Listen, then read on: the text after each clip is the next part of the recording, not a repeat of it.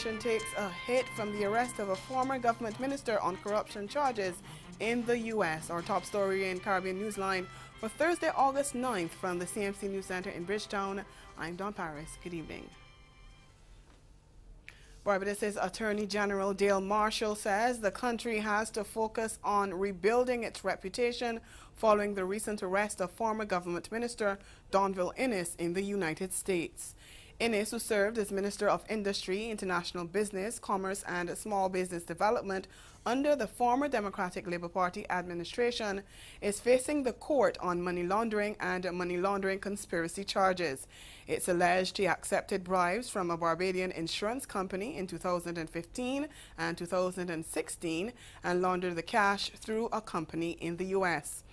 At a media brief on Thursday afternoon, Attorney General Marshall said the investment sector has been adversely affected by this development and investors are questioning the country's reputation. This event is without precedent in the history of Barbados. We have never had a person who was involved in public life to this extent being brought before our courts, and so far as we are aware, we've never had an individual in public life brought before any other jurisdiction's courts. And let me say at the outset that this is nothing that we should take any pleasure in. We went through a campaign speaking almost nightly about corruption. We went through a campaign where we sought to draw to the public's attentions instances where we felt that the proper standards in public life had been fallen away from by the last administration. Marshall says since the Mia Motley-led administration came to office in May this year, it has been uncovering instances of corruption daily, and it plans to deal with that frontally. The Attorney General says he will do everything possible to pursue those in the last administration who were involved in wrongdoing. We are now into our third month of government, and daily, and by daily I am even including today, we are uncovering instances where decisions were made by government, by central government, by state-owned enterprises, directions given by ministers which defy common sense and can point us to only one possible conclusion, that personal gain was involved. Now, we are in a very difficult economic time. We are tasked with the responsibility of rebuilding a country from the bottom up. And a perception that business in Barbados is conducted in any way other than a transparent fashion will hobble us. Our progress will simply be slowed down. In other news, the Trinidad and Tobago government is defending a move to recruit more doctors from Cuba.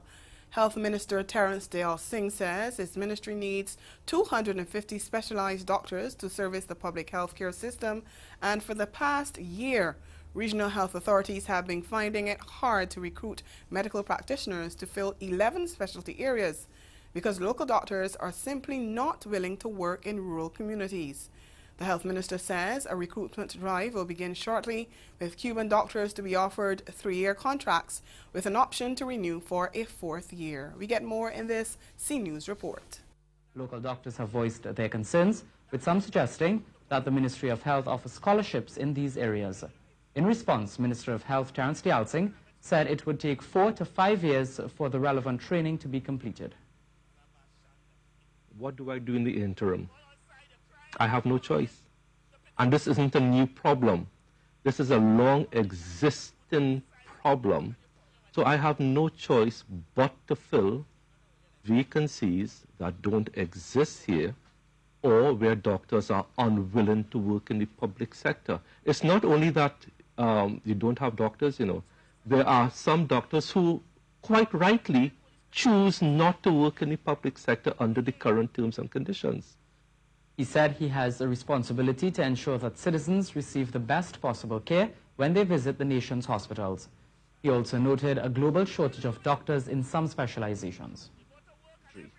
If you're for oral surgery, we can't get, you don't even have enough locals in the private sector Where am I going to get locals to come to public sector? So I hear the concerns, but I have a responsibility to fill those vacancies now. The health minister said the University of the West Indies has upped the ante and now offers programs in oncology, anesthesiology and radiography. Even so, he says, it takes time to churn out specialists. Whilst I wait for UWI to churn out their specialists, when you present to the hospital, don't you want care now? Don't you want a specialist now? I have to do that now. So my perspective is different. My responsibility to the population is different. Meantime, the regional nursing body RNB is concerned about the migration of trained nurses and midwives. Chairperson of the RNB, Nestor Edwards, says urgent action is needed to address the movement of these healthcare professionals. Addressing the body's 45th annual general meeting in Guyana, Edwards said experienced nurses are leaving in large numbers, and she even accused international agencies of coming into the country in a secretive manner and recruiting personnel. Edwards says strategies are needed to deal with the crisis, and she recommended strong advocacy for implementing the 2001 migration strategy, as well as making an appeal to CARICOM. Guyana's Finance Minister Winston Jordan says the economy grew by 4.5% during the first half of this year, and growth projections for the end of the year have been revised to 3.7%. Jordan made the disclosures as he presented the mid-year report in the National Assembly on Wednesday. According to the report, economic growth was more broad-based than in 2017, with robust performances in the agriculture, fisheries, and forestry sectors. Growth at the half year this year has been recorded at 4.5%. Among the sectors contributing to such growth are the agriculture, fishing, and forestry sector, minus sugar, which grew at 3.4%. Services at 8.2%. And in services, I would like to recognize visitor arrivals, which has been up by 18.3%. Other mining grew by 31.2%, and construction grew by 13.4%. There's been an increase in unemployment in St. Lucia for the second quarter of this year, but as we hear in this HTS News Force report, employment among the youth remains high. The jobs market did not improve during the second quarter of 2018. Fewer people applied for work, and the unemployment rate inched slightly upwards from a 20.8% second quarter average in 2017 to a 21.7% mean for the same period this year. There has been virtually no change in the jobs rate for the first half of 2018. The country's top job sectors largely remained stagnant during the months of April to June. Hotel and food services, construction, and the manufacturing industries all marginally fluctuated. Agriculture and the retail wholesale business did improve when compared to the same period in 2017, with gains exceeding 3% in the second quarter of this year. Youth unemployment also improved in the second quarter, moving from a 39.6% average last year to 34.9%. Despite confident economic projections from the minister in the Ministry of Finance, Senator Dr. Eubaldas Raymond, and Prime Minister Alan Chasney, the International Monetary Fund in the annual June 2018 Article 4 consultation has noted sobering prospects lay ahead of a favorable short-term outlook. Ahead in Caribbean Newsline, almost a year after Hurricane Maria caused devastation in the region, one country is updating its death toll upwards. We'll tell you where after the break. Join leading media and communications executives as well as climate change experts in Kingston, Jamaica from August 13 to 15 for the Caribbean Broadcasting Union 49th Annual General Assembly. This year's assembly, held in partnership with the CARICOM Climate Change Center, explores the theme, Building Resilience to Climate Change, Business, Technology and Content Options for Caribbean Media. Featured presenters include the Honorable Dr. Rural Reid, Jamaica's Minister responsible for information, the region's Chief Climate Change Negotiator, Mr. Carlos Fuller, the Caribbean Telecommunications Union, the Broadcasting Commission of Jamaica, and the International Telecommunications Union Caribbean Office. And broadcast manufacturers and media services enjoy special exhibition rates at this year's conference, joining premier exhibitor Eutelsat. For more information on discounted rates for delegates staying at the Jamaica Pegasus Hotel or flying on the official airline Caribbean Airlines, go to the CBU website or call the Secretariat.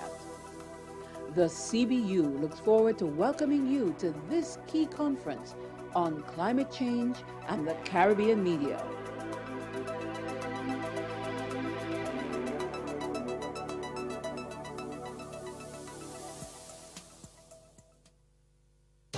Her passion for what she believes is unmatched. I wanted to get to the point where you can shake me off that perfect piece. She's a book-off radio host, philanthropist, and motivational speaker. And I said, I'm going to write you a check for $10,000, which I'm not. Spirit, soul, and body. To get them some help through the transition. I'm Karita D, and you're listening to Girlfriend Get a Life.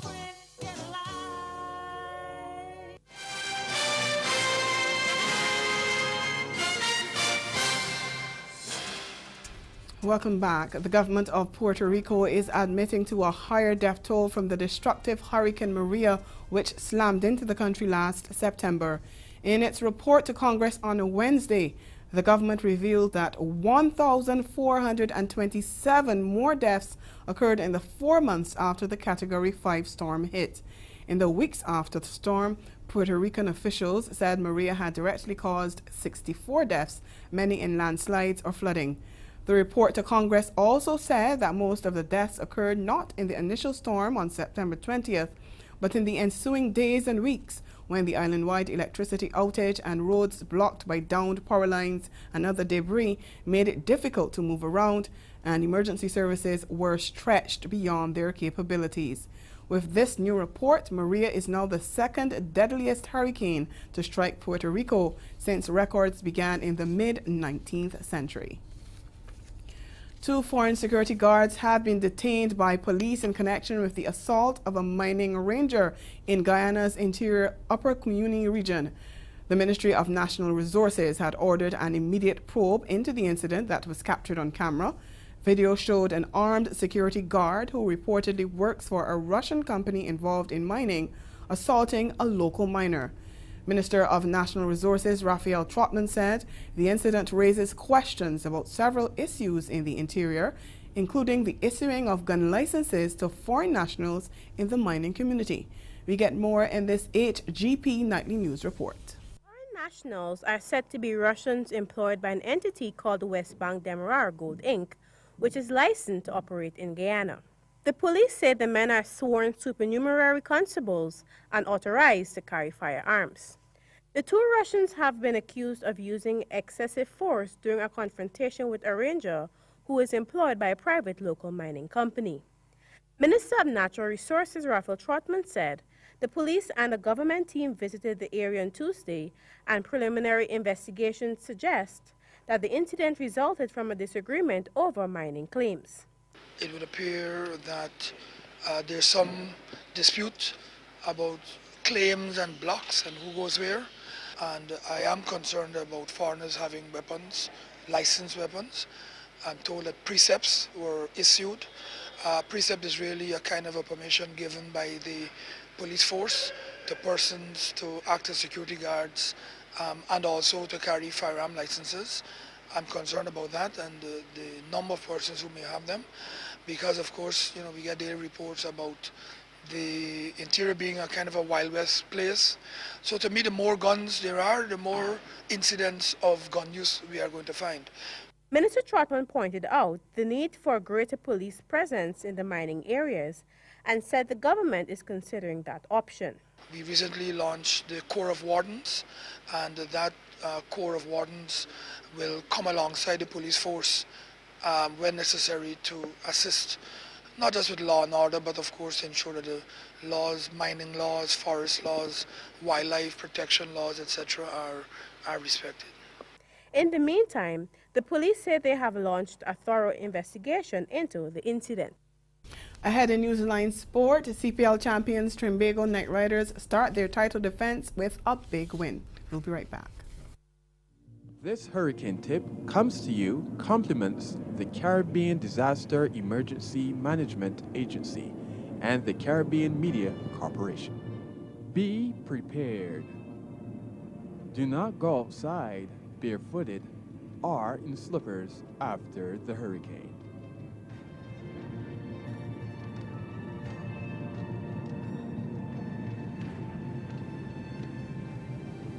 Summer and fall, Brilliant Barbados is offering you hotel discounts of up to 40% off regular rates when you book through Expedia before October 31st, 2018. Discover our Dine Around program specials at participating restaurants across the island, starting from US $50 per person on 3-course meals. For further information and full details to book your Barbados holiday, visit brilliantbarbados.com.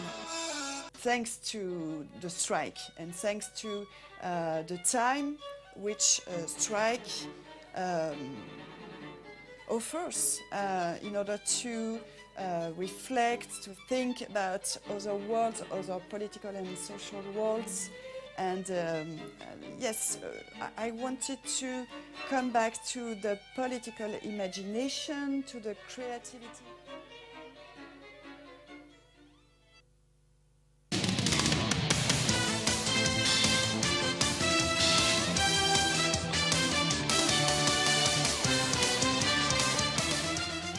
Continuing with sports now, Colin Monroe and Dinesh Ramdin propelled defending champions Trinbago Knight Riders to a record-breaking total and a comfortable 100-run win over the St. Lucia Stars in the opening match of the Caribbean Premier League CPL on a Wednesday night. Monroe smashed 68 from 48 balls, and Ramdin bludgeoned the Stars' attack all around the Queen's Park Oval in an unbeaten 50 off just 27 balls to help the Knight Riders post a healthy 195 for 6 from their 20 overs, and that's the highest ever total at the ground in CPL history. The champions had slipped to 89 for 4 before Ramdin joined Monroe in a 50-run partnership. No pace again, and it's another misfield. And it's a 50 for Colin Monroe. His 6th Hero CPL 50, and he's also got 100 on his CV, but that's his 6th half-century.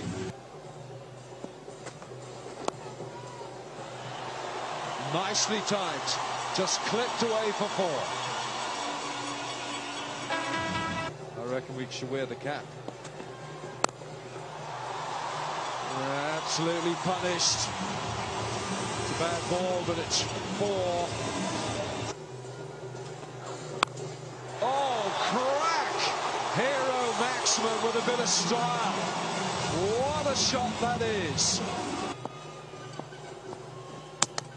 Bowled him. Off goes that off stump. We had to fetch it, and fetch it he did. It's a very good piece of improvisation from Rango. Mohamed Sami. Oh, that is a very fine hit. A Hero Maximum and a handsome one. Improvisation. How about that? Another Hero Maximum.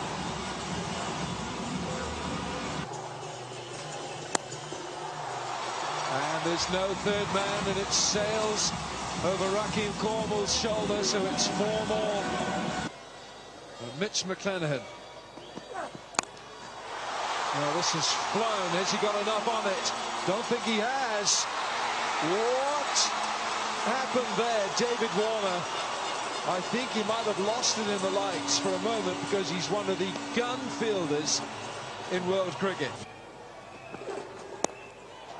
Oh, he's gone after that. What a good shot from Dinesh Ramdin, a Hero Maximum. Again, it's a swing of the bat. Should be out, should be gone. Javan swirls with a swing of the bat.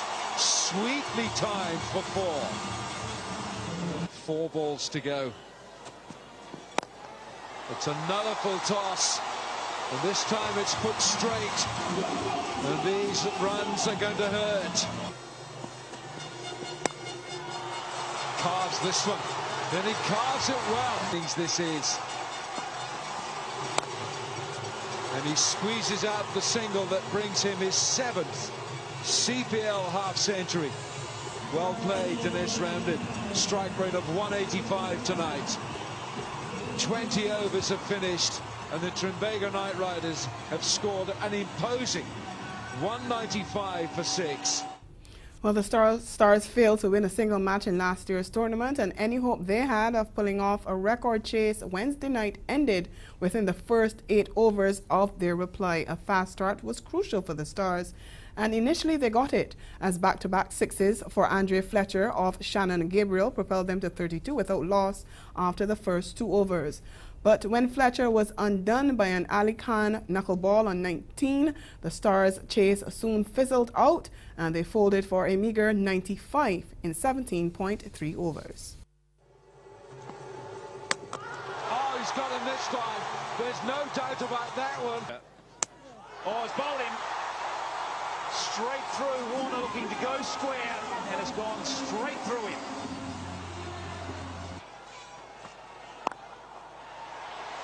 That's another one gone. It's a good, quick, short ball from Dwayne Bravo. Nice shot. He had to wait. He had to reset himself, Chapman, and he did so beautifully.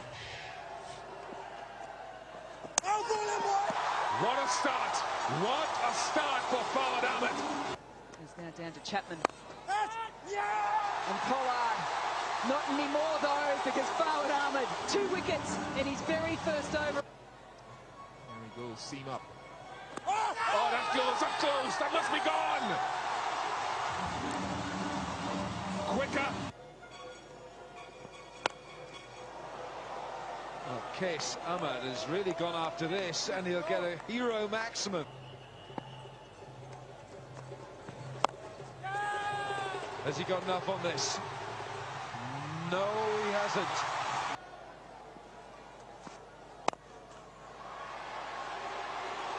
That is out.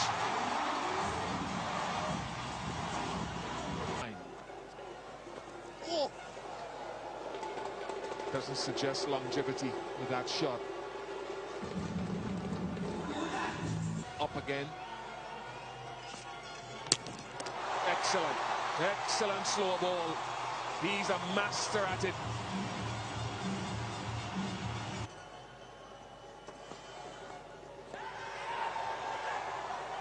It's certainly not the start that they were looking for. As that's finally given, it was late, so very late.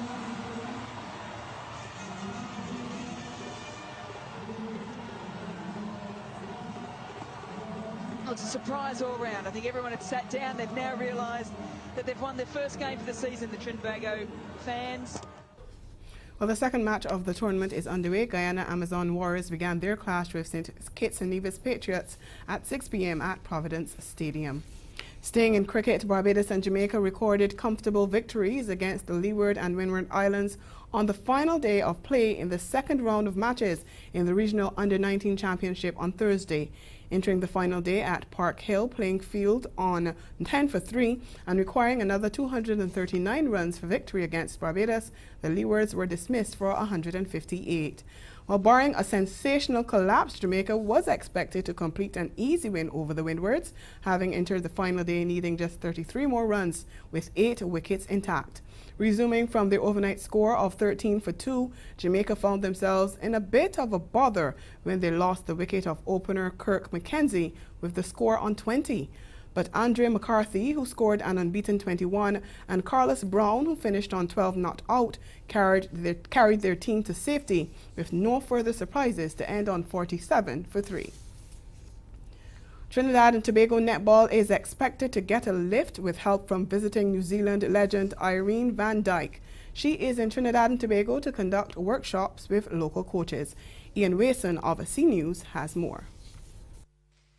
Irene van Dijk comes with a great deal of experience, having played for both South Africa and New Zealand between 1994 and 2011.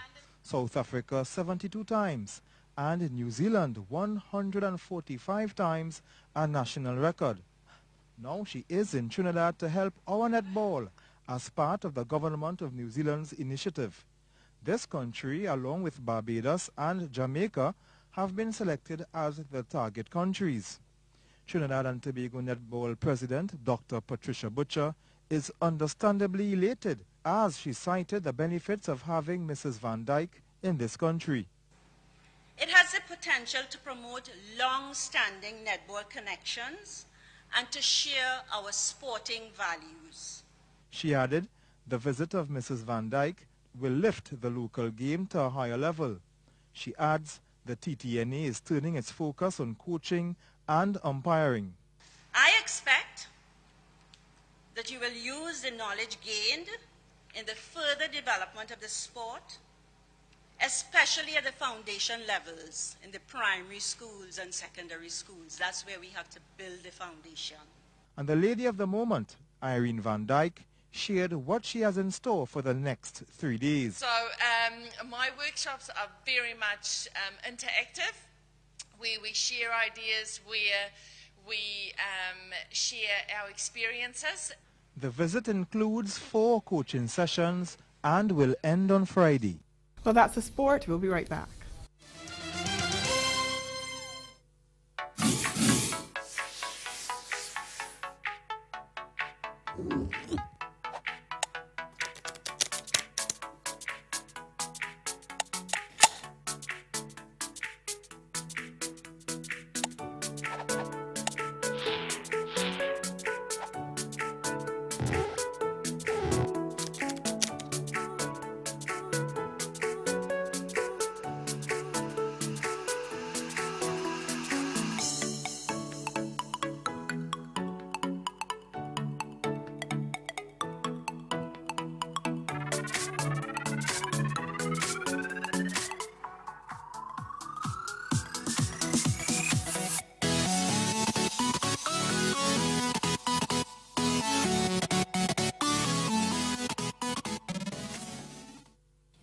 Four bodies of drama. Sure. Boys said they wanted schools to support them with. They wanted their teachers to support them with. All in the space of how we build and maintain relationships. They talked about first drama from home, and so again, just mentioning to parents, whatever the emotional condition of the home was last night, that's the emotional condition that that young man is coming to school with in the morning. And so the young men said, we need you to help us with that. And so we have an extended morning meeting. I like that. I like that. You gotta let it settle. I'll let it settle. Look at the color. Can you see that? Isn't that pretty? Yep. I think you need a little bit more. I think it'll top me off. Yeah, there we go. So we got Ruffino Sparkling Rosé from Italy. Nice. Yeah. I love Ruffino. I was an old Ruffino Chianti boy back in the day. Yeah, Ruffino makes a famous line of Chiantis. We got Prosecco.